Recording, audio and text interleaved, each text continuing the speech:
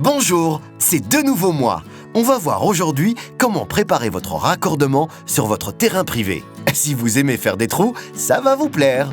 Premièrement, il s'agit de creuser une tranchée à partir du point de pénétration de votre habitation. On vous communiquera toujours le tracé de la tranchée. Ne commencez donc pas à creuser sans notre accord préalable. La tranchée est toujours perpendiculaire à la voirie à hauteur du point de pénétration dans votre habitation. Pour l'électricité, Ores peut vous demander de réaliser en plus une tranchée parallèle à la voirie afin de vous rapprocher du point de connexion à notre réseau. Elle doit se trouver à 1 mètre du domaine public. Il faut également prévoir un puits d'1 mètre de côté à chaque changement de direction de la tranchée. Remarquez, dès le passage en domaine public, c'est Ores qui s'occupera de creuser. Ça va de soi.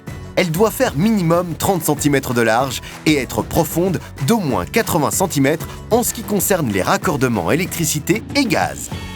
Ensuite, il faut s'occuper du puits extérieur qui permettra de procéder au raccordement vers l'intérieur de l'habitation. Ce puits doit être grand d'1 mètre de côté et profond d'au moins 1,20 m. Sa taille nous permettra de travailler confortablement et en toute sécurité. Alors, une fois qu'on a terminé de creuser, on peut passer à la dernière étape, la pose de la ou des gaines. Attention, votre tranchée pourra aussi contenir des gaines qui serviront à d'autres raccordements. Pensez-y et veillez à bien respecter le diamètre des gaines ainsi que les distances entre celles-ci.